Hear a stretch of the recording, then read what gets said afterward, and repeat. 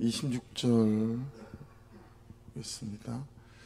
그 25절에 보면 여러분 무리가 함께 갈새라고 되어 있잖아요. 그래서 성경에는 군중 나오고 무리 나오고 제자 나오는데, 무리라고 되어 있는 여기에는 제자들이 포함되어 있는 경우들이 되게 많이 있어요. 70명이 또 있고 또 12제자가 있고 그렇잖아요. 그래서 막 예수님을 따라오고 함께 갈새라고 되어 있는데, 돌이키시더니 하시는 말씀이 26절, 무릇 내게 오는 자가 자기 부모와 두 번째 처자와 세 번째 형제와 네 번째 자매와 다섯 번째 더욱이 자기 목숨까지 미워하지 아니하면 능히 내 제자가 되지 못한다 그랬습니다. 그 미워하다를 먼저 보죠. 미워하지 않으면 그러니까 결국은 부모도 미워해야 되고 처자도 미워해야 되고, 처자는 내 아내와 자식이잖아요. 또 형제도 미워해야 되고 자매도 미워해, 심지어 내 목숨까지 미워해야 된다. 그래 내 제자가 될 수 있다는 거잖아요. 근데 미워하다, 미세오라는 단어인데 정오하다라는 단어에서 출발한 말이에요. 정오하다. 자기 부모를 정오하고 또 아내와 자식을 정오하고 형제도 정오하고 자매도 정오, 내 목숨도 정오해야 된다, 이런 게 되겠죠. 어떤 문맥 안에서는 적개심, 정오보다도 더하죠. 막 적개심이 있는 거예요. 그리고 인간에 대한 혐오, 이런 뜻도 이 안에 숨어 있어요. 자, 그러면 도대체 제자가 뭔데? 미워하지 않으면, 적개심을 가지고 정오하지 않으면 제자가 되지 못한다고 하시나? 제자는 마데테스라고 합니다. 마데테스. 배우다에서 유래한 말이에요. 배우다. 그러니까 배우는데 어떻게 배우는 거냐면 전적인 따름입니다. 전적인. 일부만 이게 아니라 전적인 따름이니까 내가 가는 길을 스탑하는 거죠. 그리고 아예 다른 길을 가는 걸 말하는 거예요. 두 번째, 지적인 습득 과정이 아니다라는 거예요. 단지 지식을 전수받는 거 아니다. 세 번째는 예수님 자신을 영접해야 되는 거다. 네 번째는 나의 옛 존재를 버리는 걸 말하고, 다섯 번째는 그래서 새로운 삶을 시작하는 것을 말합니다. 거듭남과 되게 닮았죠. 여섯 번째는 내 판단을 포기하는 거예요.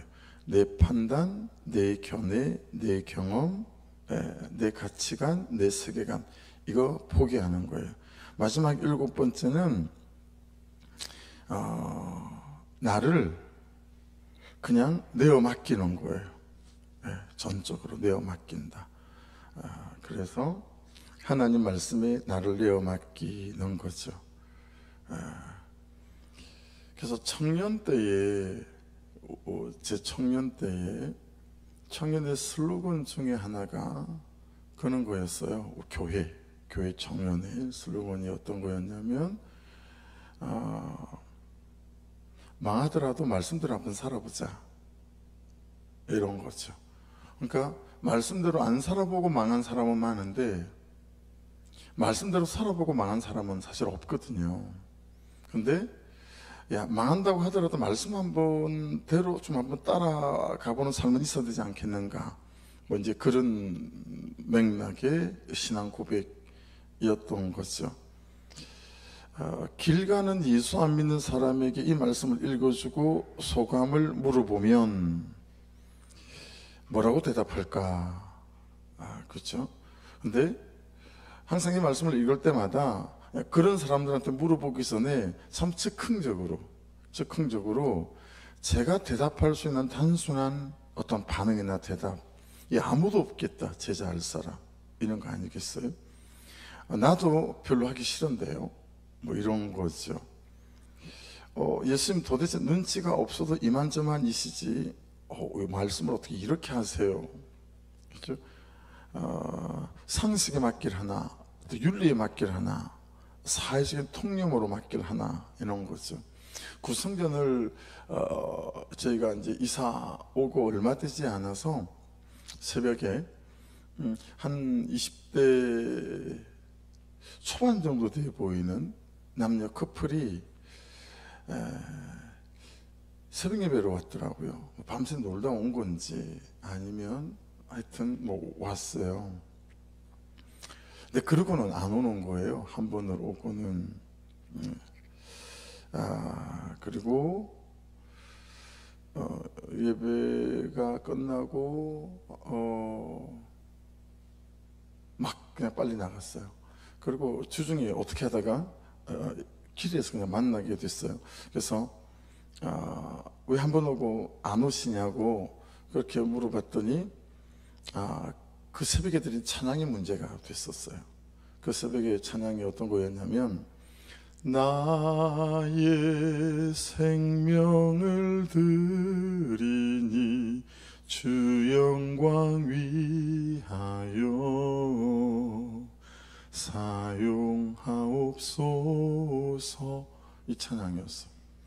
내가 사는 날 동안에 주를 찬양하며 기쁨의 제물들이 나를 받아주소서. 나의 모습 나의 소유 주님 앞에 모두 드립니다. 깜짝 놀랐대요. 그러니까 예수님을 전혀 믿지 않던 그 형제와 자매에게는 놀랄만 하겠죠. 당황할 만하고. 근데 여러분, 오늘 말씀에는 아주 중요한 역설이 2개 정도가 있어요. 이 역설을 말씀을 잘 깨닫지 못하면 우리도 동일한 반응을 할 수밖에 없는 부분이 있는 거죠.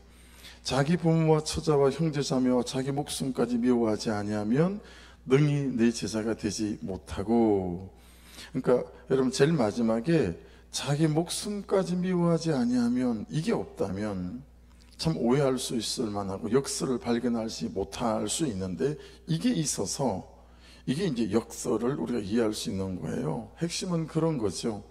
부모나 자식이나 또는 내 아내나 또 자식이나 나를 사랑하는 사랑이 예수님을 향한 사랑보다 앞서면 안 된다라는 거예요. 예수님을 향한 사랑보다 앞서면 안 된다. 왜 그럴까요? 그만치 예수를 제대로 사랑할 수 있어야 주신 모든 사람들을 제대로 사랑할 수 있다라는 역설이 오늘 말씀 안에는 있습니다. 네. 목사님, 정말 우리 어머니는, 그 사람은, 그 남편은 사랑하기 어려운 사람이에요 라고 하는 말은 어떤 의미냐면, 그만치 제가 예수님을 온전히 사랑하는 사람이 아닙니다 라는 말이라는 거죠. 네. 그래서 27절은 뭐라고 말씀하세요? 누구든지 자기 십자가를 지고 나를 따르지 않는 자도 능히 내 제자가 되지 못하리라. 그리고 33절로 가보시겠어요? 이와 같이 너희 중에 누구든지 자기의 모든 소유를 버리지 아니하면 능히 내 제자가 되지 못하리라. 그렇게 말씀합니다. 그래서 그 26절에 무릇 내게 오는 자가 있잖아요. 오는, 엘코마이라는 단어인데, 예수님이 내게 오는 것, 내가 예수님께 가는 것. 그런데 대부분은 메시아이신 예수가 나에게 오는 것일 때 이 단어를 많이 써요. 그러니까 이런 거죠, 여러분. 내가 부모를 사랑하는 것에는 한계가 있어요. 온전히 사랑해지지도 않아요. 우리가 사랑을 잘 못하잖아요, 그죠? 왜냐하면 예수님이 온전한 제자로의 삶이 우리 가운데 잘 없기 때문이다 라고 하는 거죠. 그래서 옛날의 방식으로 대하는 것을 미워해야, 내 부모님, 내 아내, 내 또 처자, 옛날의 방식으로 대하는 것을 미워해야 말씀의 방식으로 온전히 사랑할 수 있다 라고 하는 역설이 있어요. 그렇다고 해서 말씀이 문자적으로 말씀하는 이 제자의 삶으로의 초대, 이런 것들을 미워하지만 온전한 제자가 될 수 없다, 문자적으로서의 의미가 하나도 없다라고 하는 것은 아니에요. 제가 읽었던 책 중에 카일 아이들먼이라는 목사님이 쓴 팬인가 제자인가, 그걸 좀 소개해드리고 싶어서 제가 이렇게 요약해 놓은 거 좀 읽어 드릴 테니까 한번 들어보십시오. 이제 파트 1, 가장 행복한 부르심, 나를 따르라. 그래서 내가 팬인가 제자인가 이걸 나누는데, 저는 이 책을 읽으면서 나는 팬도 못 되는구나, 구경꾼에도 못 끼는구나, 오히려 나는 그냥 복음과 예수를 이용해 먹는 사람이니 도대체 나를 뭐라고 표현해야 되나, 뭐 그런 생각을 해봤던 적이 있거든요. 한번 들어보십시오. 인생에서 가장 중요한 질문, 챕터 1인데요. 당신은 예수님의 제자인가? 이 질문은 우리 인생에서 가장 중요한 질문이다. 이 질문에 예수님의 제자라고 굳게 믿고 있는 두 부류의 사람들이 있다. 첫째 부류의 사람들은 나름대로 신앙생활에 열심인 사람들이다. 이들은 예수님을 따르는 제자라고 자신 있게 말하면서 그 말의 진정한 의미를 모르는 사람들이다. 그러나 우리가 아무리 예수님이 제자라고 자처해도 정작 심판의 날 그분이 우리를 모른다고 하실 수도 있는 것이다. 두 번째 부류의 사람들은 예수님의 제자가 되는 것에 관심도 없는 사람들이다. 예수님의 제자로 자처하는 사람은 널려 있지만 예수님과의 관계를 진지하게 돌아보고 나서도 자신 있게 제자라고 말할 사람은 많지 않을 것이다. 그들이 제자가 아니라면 뭘까? 그들은 그냥 팬이다. 팬에 대한 가장 기본적인 사전적 정의는 누군가를 열정적으로 좋아하는 사람이다. 팬은 선수가 사인한 운동 셔츠를 벽에 걸어두고 자동차 뒤에 온갖 범퍼 스티커를 붙이고 다니지만 정작 경기에는 나서지 않는 사람들이다. 선수들에 관해서는 모르는 게 없지만 선수들을 개인적으로는 알지 못한다. 고함을 지르며 응원을 하지만 경기를 위해 희생을 하지 않는다. 게다가 응원하는 팀이 자꾸 패하면 그 좋아하던 마음도 조금씩 식어가고 심지어는 다른 팀으로 옮겨가기도 한다. 팬은 어디까지나 팬일 뿐이다. 요즘 예수님 주변에도 팬이 많다. 팬은 일이 잘 풀릴 때는 예수님을 응원하지만, 따라가지만 반대 상황에 이르면 언제 그랬냐는 듯이 몸을 돌려 다른 선수에게 들러붙는다. 예수님에 관해서는 모르는 게 없어도 그분을 개인적으로 알지는 못한다. 예수님이 원하시는 관계 중에 스타와 팬의 관계는 없다. 오늘날 교회의 큰 문제거리는 스스로 그리스도인이라 말하지만 정작 그리스도를 따를 생각은 추호도 없는 팬들이다. 온갖 혜택을 바라며 예수님의 주위로 몰려드는 팬들은 있다. 하지만 자신을 희생할 만큼 그분과 가깝지 않다. 팬은 단순한 열광을 진정한 헌신으로 착각한다. 예수님에 관한 지식을 깊은 친밀감으로 오해한다. 행동하지 않고 말로만 때우려 한다. 팬의 가장 흔한 증상 중 하나는 자신이 제자라고 절대적으로 확신한다는 것이다. 챕터 2. 말뿐인가 행동인가? 말로만 하는 것은 절대로 안 된다. 요한복음 3장에 니고데모가 등장한다. 종교 지도자들의 엘리트 집단인 사내들인 공회의 일원이었고 널리 존경받는 하나님의 사람이었던 니고데모는 일찌감치 예수께 열광해왔다. 예수님의 가르침을 듣고 정신이 번쩍 들었고 그분의 놀라운 기색에 눈이 희둥그레졌다. 니고데모는 예수님과 더 깊은 관계로 들어갈 준비가 되어 있었지만 예수님을 따르면 잃을 게 한두 가지가 아니었다. 남몰래 예수님의 팬으로 활동하면 잃을 게 별로 없었지만 제자의 길에는 비싼 가격표가 붙어 있었다. 팬은 약간의 손질만을 할 생각이지만 예수님은 완전한 수리를 말씀하신다. 팬은 약간의 조정을 생각하며 예수님께 오지만 예수님은 완전 분의 수리를 계획하고 계신다. 팬은 몇 가지 장식을 달면 그만이라고 생각하지만 예수님은 완전 괴조를 원하신다. 팬은 예수님의 가르침만을 원하지만 예수님은 그의 삶을 송두리째 뒤흔들기를 원하신다. 예수님은 말뿐인 믿음이 아니라 삶 속에서 열매 맺는 믿음을 찾고 계신다. 그분을 믿는다고 하면서 정작 따르지 않는다면 펜에 불과할 뿐이다. 대개 우리는 뭔가를 사실로 받아들이는 것이 믿음이라고 생각한다. 하지만 성경에서 말하는 믿음은 단순히 머리로 받아들이거나 감정적으로 인정하는 것이 아니다. 믿음의 대상을 실제로 따라야 진짜 믿음이다. 따르는 것은 고개만 끄덕이는 것이 아니라 손발로 움직이는 것이다. 믿음의 메시지와 따름의 메시지가 분리될 때 균형이 깨지게 되는 것이다. 믿음의 메시지에서 따름의 메시지를 떼어내면 믿음은 곧바로 죽어버린다. 진정으로 예수님을 믿는 사람은 반드시 그분을 따르게 되어 있다. 니고데모 앞에서 예수님은 제자가 되기 위한 대가를 조금도 숨기지 않으신다. 그 누구도 대가 없이 예수님을 따를 수 없다. 모세는 하나님을 따르기 위해 무시무시한 바로왕 앞에 서야 했고, 노아는 하나님을 따르기 위해 무사람의 조롱을 견뎌가며 방주를 지어야 했다. 다니엘은 하나님을 따른 죄로 사자굴에 던져져야 했다. 아무도 보지 않는 밤에만 예수님을 따르는 것은 진정한 제자의 모습이 아니다. 진정한 제자라면 밤낮으로 예수님을 따라야 하고, 그러려면 손해를 볼 수도 있다. 예수님의 인기가 하늘을 찌르자 종교 지도자들은 예수님을 거짓 선지자로 고소할 빈미를 찾기 위해 산헤드린 공회가 소집되었고, 그 중에는 니고데모도 있었다. 결국 그는 용기를 내어 예수님을 옹호한다. 전부를 다 버린 거예요. 이 요한복음 7장에 나오는 얘기예요. 이 순간 니고데모는 단순한 팬의 길을 떠나 제자의 길로 접어들었다. 요한복음 19장에서 예수님이 십자가에 못 박혀 돌아가시고 장례식 준비가 한창일 때 니고데모는 비싼 보리약과 침향을 가지고 온다. 모두가 예수님을 버리고 숨었을 때 니고데모는 예수님을 향한 사랑과 헌신을 드러냈다.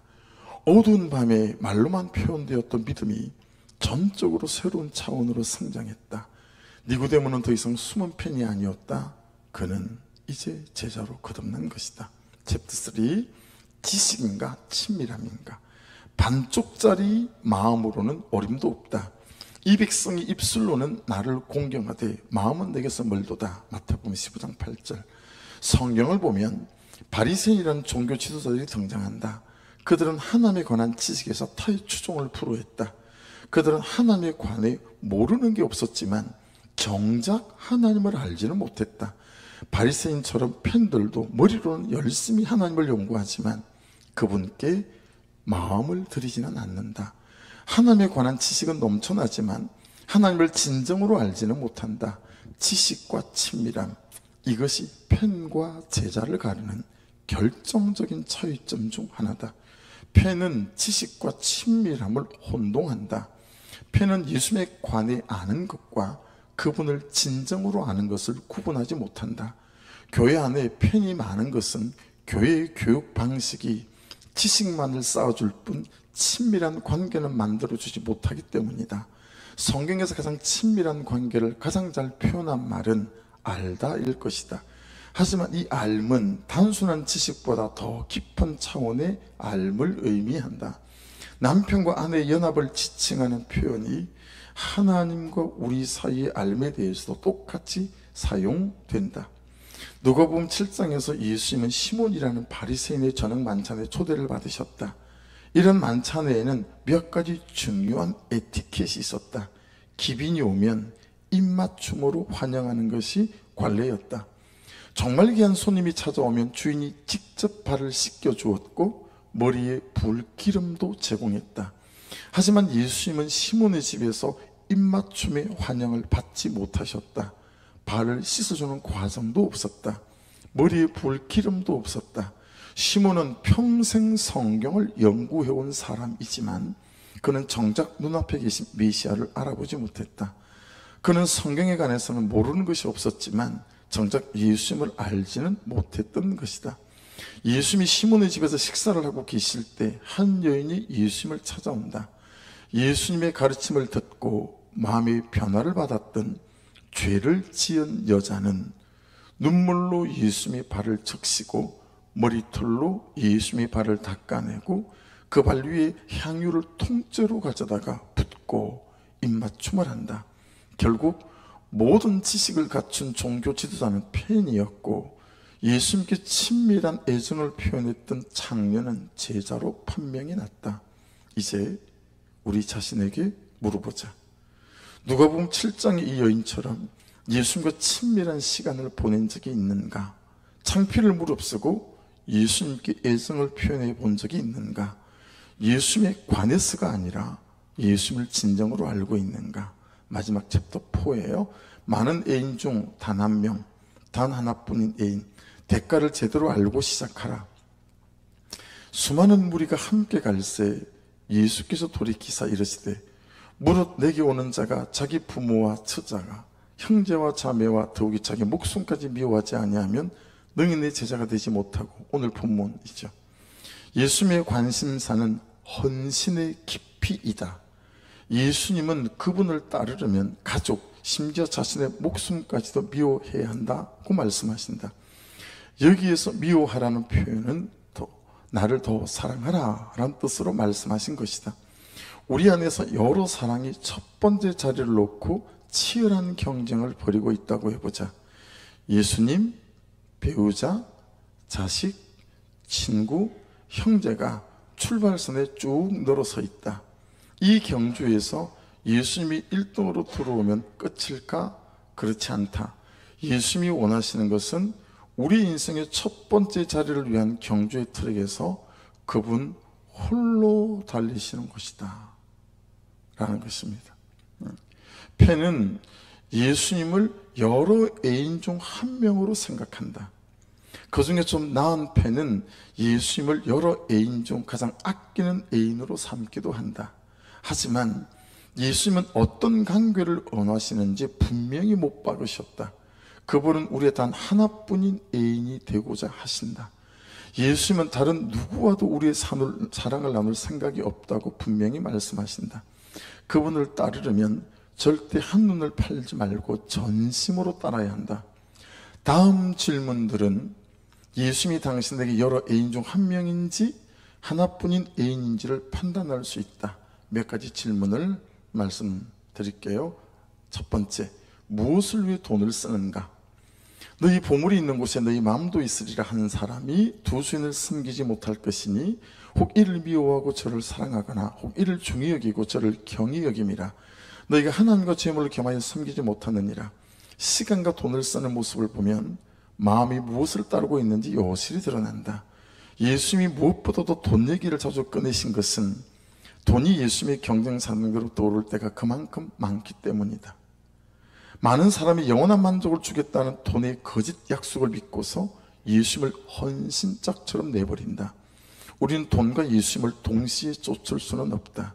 두 길은 각각 다른 반대 방향으로 뻗어 있고 오직 한 길만 선택할 수 있다. 두 번째 질문입니다. 힘들 때 어디서 위로를 얻는가? 삶이 고달플 때 누구 혹은 무엇에 의지하는가? 부모나 배우자, 냉장고에 먹을거리, 아니면 시름을 잊고자 일에 파묻히는가? 이 모든 것이 예수님의 경쟁 상대가 될 수 있다. 가족과 친구에게 위로를 얻는 것 자체는 아무런 문제가 없다. 문제는 그들이 예수님을 대신하느냐 하는 것이다. 사람이 다급한 처지에 놓이게 되면 진정으로 믿는 대상이 드러나기 때문이다. 인생의 썬맛에 괴로워했던 순간을 떠올려보라. 그때 누구에게 달려갔는가? 그 답을 보면 당신이 진심으로 따르는 대상을 확인할 수 있다. 세 번째 질문, 어느 때 화가 나거나 짜증이 나는가? 언제 불같이 화를 내는지를 보면 무엇을 가장 중시하는지 알 수 있다. 만약에 세상적인 것 때문에 하루를 망칠 정도라면 그것을 필요 이상으로 중요하게 여기는 것이다. 물론 실망스러운 일을 겪으면 화가 나는 것은 인지상정이다. 하지만 과도하게 화를 낸다면 그 화의 대상이 그리스도의 자리를 넘보고 있다는 증거다. 네 번째, 어느 때 가장 신이 나는가? 우리를 실망시키는 대상 못지않게 우리를 흥분시키는 대상도 예수님의 경쟁 상대일 수 있다. 스포츠, 게임, 드라마, 일, 외모 등 이 모두가 하나님으로부터 우리의 마음을 훔쳐가는 주범이 될 수 있다. 예수님을 따른다 함은 그분만을 따른다는 뜻이다. 펜은 예수님을 자기 마음의 중심 보좌로 모실 생각까지는 없다. 대신 그분을 마음의 소파에 눕히고 베개 하나만 던져줄 뿐이다. 편에게 예수님은 마음이라는 공간을 나눠 쓰는 수많은 손님 중 한 명에 불과하다. 하지만 예수님은 우리 마음의 한 조각에는 관심조차 없다고 하신다. 예수님은 돈이나 직업, 심지어 가족과도 우리를 공유하기를 원치 않으신다. 예수님 그분을 따르려면 오직 그분만을 따르라고 말씀하신다. 예수님을 너무 사랑한 나머지 상대적으로 다른 모든 대상을 미워하는 것처럼 보여야 한다. 반쪽짜리 마음으로 예수님을 따른다는 것은 불가능하다.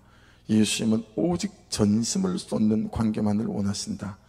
따라서 나는 제자다 라고 말하려면 그 대가를 제대로 알고서 해야 한다. 좀 요약이 길었지만 제가 정리해 놓은 요약을 좀 나누고 싶어서 이 본문에 딱 들어맞는 책인 것 같았어요. 그러니까 여러분 그런 거예요. 보세요. 내 가족을 진짜 사랑하는 길은 내가 진짜 예수님을 만나주는 거예요. 그런데 내 가족이 진짜 사랑이 안 되는 이유는 뭐냐면 내가 진짜 예수님을 제대로 만나주지 않는 거예요.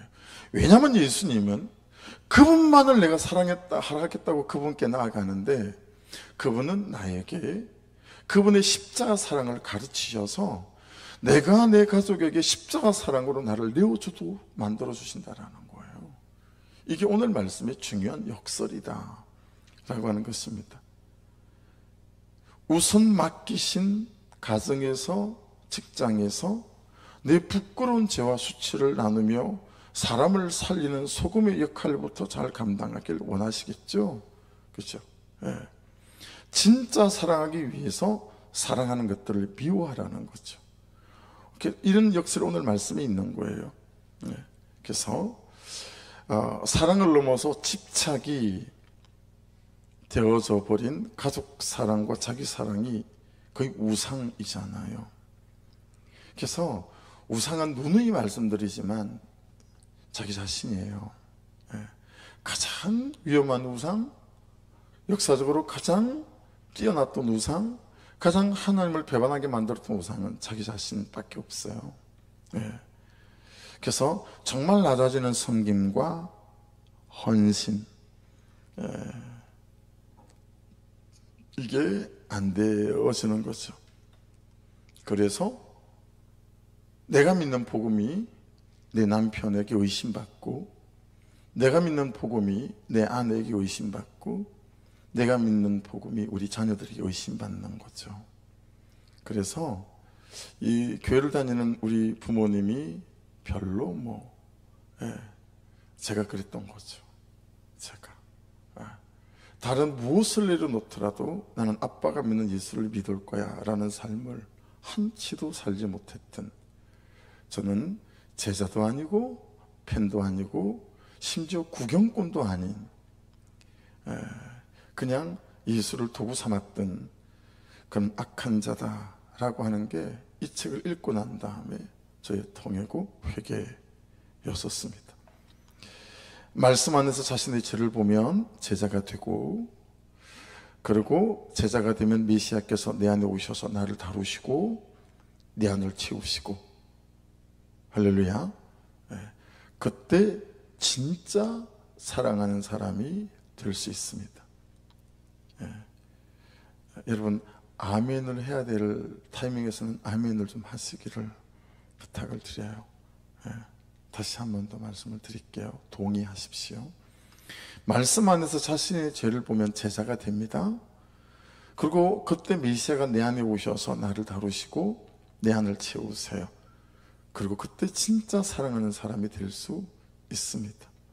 적용 질문을 하나를 드린다면, 아무 믿음의 능력도 나타나지 않는, 나도 못 살고 그도 못 살리는 수많은 무리의 신앙생활을 끝내고 나도 살고 그도 살리는 제자의 신앙생활을 하기 위해서 내가 지금 주님 앞에 미워해야 될 것은 무엇인가? 라는 것입니다. 기도하겠습니다. 말씀 붙잡고 그냥 적용 질문 그대로 아무 믿음의 능력도 나타나지 않는, 나도 못 살고 그도 못 살리는 수많은 무리, 이 사람들의 신앙생활을 끝장내고 정말 나도 살고 그도 살리는 제자의 신앙생활을 하기 위해서 내가 지금 정말 미워해야 될 것은 무엇일까? 하나님, 저에게 은혜를 부어주셔서 이것을 온전히 깨닫고 인정하게 도와주셔서 참 그것들을 이 새벽에 내어 던져버릴 수 있는 은혜가 있게 도와주옵소서. 우리 주여 한번 부르고 기도하시고, 기도하실 때마다 구성전, 매매와 김진전, 오로승의 땅도 그러하고 되어야 될 것들을 위해서 부어주셔야 될 것들에 관해서 아버지 온건각적 영혼을 물로 모아주시고 우리 안에서 제자가 일어나게 하시고 또한 제자들을 헌신된 분들을 보내주셔서 이 도시와 도시 영혼을 자유케 한 일에 아버지 우리 공동체가 우리 각 사람이 쓰임받게 하여 주옵소서. 우리 주여 한번 부르고 기도하십시다. 주여 아버지 감사합니다. 이 새벽에도